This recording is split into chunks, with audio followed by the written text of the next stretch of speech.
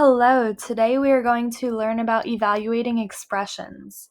So once again, this is still part of the notes sheet that's on Google Classroom. It's just the third page. So make sure you're taking notes, either have this printed out and fill in the blanks or write it down and take notes on a separate piece of paper. We will go over the blanks and the definitions in this PowerPoint. These examples are what we will do in class, but make sure you also copy down the examples from this PowerPoint. So, evaluating expressions. Our objective today is that you will be able to evaluate expressions when given values for the variables. So once again, in class, we'll do the warm-up and exit ticket, but in this video, we will go over notes and examples. So evaluating expressions, some important terms to know. An algebraic expression is a math expression with numbers, variables, and /or operations, but it does not have an equal sign. So it's just an expression, it's not an equation. The substitution property is that if A equals B, then A can replace B.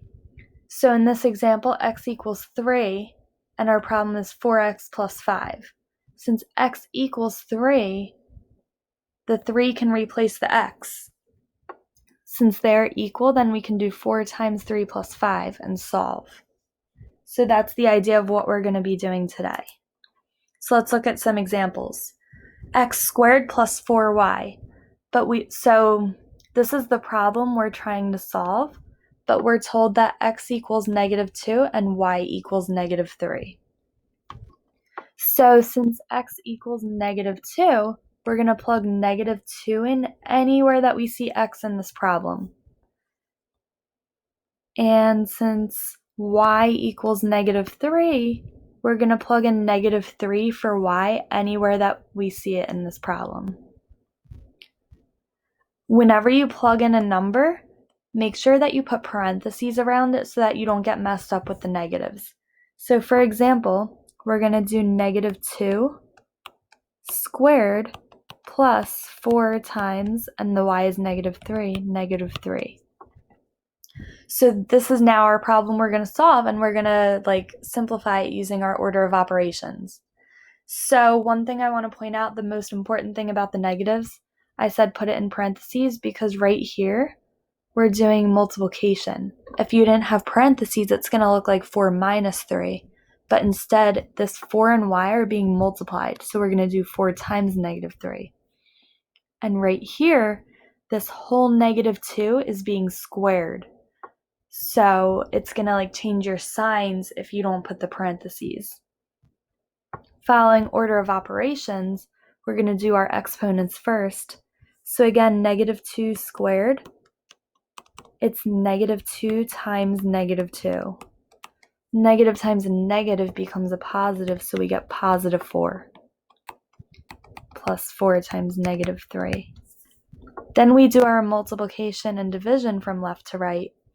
So we have 4 plus 4 times -3 is 4 minus 12.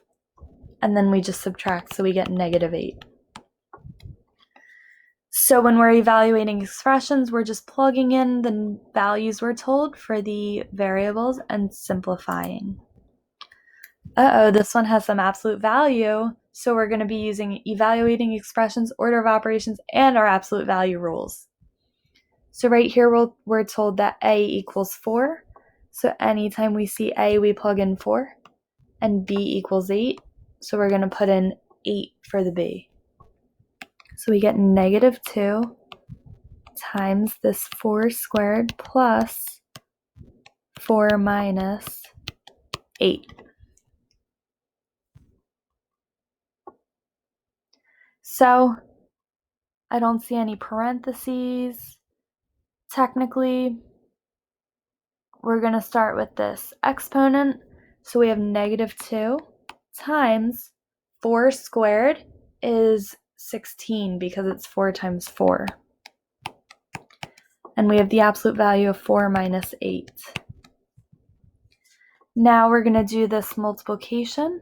-2 times 16 is -32 plus 4 minus 8. But see, you're not going to just go through and add Right now, you need to do the absolute value before you can go through and add from left to right. So we are going to do the 4 minus 8 in the absolute value. So we get negative 32 plus the absolute value of negative 4.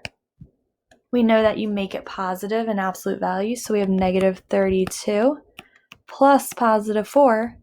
And now we do our addition and subtraction. Negative 32 plus 4 is negative 28.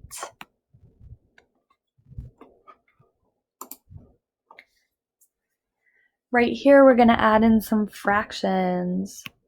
So we're going to plug in 2 over 5 for x and 3 for the y. So 15 times 2 over 5 minus our 3 squared. So the first thing I want to say, we are starting with exponents. So because we don't have any parentheses, since we are plugging in positive 3 for y, this negative is not in our parentheses right here. So only the 3 is being squared, not the negative 3. So copy down your 15 times 2 over 5. And we copy down that minus sign, then 3 times 3 is positive 9. So we write our positive 9, and that since that negative sign was carried down, it becomes negative. Then we're going to multiply our fractions. So when you multiply fractions, if you have a whole number, it's just like it's over 1. And you multiply the tops together and the bottoms together. So 15 times 2 gives us 30 over 1 times 5 is 5. And then you can divide it out. So 30 divided by 5 gives us 6 minus 9. 6 minus 9 is negative 3. So our final answer is negative 3. I just want to look at this multiplication of fractions again. So we had 15 over 1 times 2 over 5. So the way I did it there, I multiplied straight across, which will always work. The other way you can think about it is that anything on the bottom of the fraction can cancel with stuff at the top. So this 5 and 15 have common factors. So 5 divided by 15 would give us 3 over 1. Now when you multiply straight across, you have 3 times 2 is 6 over 1 times 1. It's just 6, which we got here. So you could do that either way. We're going to look at another example that has exponents and absolute value. So our a is negative 1. Our b is negative 2. So we're going to plug them in. So 3 times negative 1 squared. Again, remember to have the parentheses because that whole negative 1 is being squared. Plus negative 2 squared inside the absolute value. So we're going to go through and do our exponents first. So we have 3 times negative 1 squared becomes positive 1 because negative 1 times negative 1 is positive 1. Plus negative 2 squared is negative 2 times negative 2, so it becomes positive 4. Then we just have 3 times 1 is 3. The absolute value of 4 is 4. So we just do 3 plus 4 is 7. So now we will have this exit ticket in class. So that's the end of our examples for this video, but make sure you come to class with any questions you have, and we will continue doing more examples in class and practice.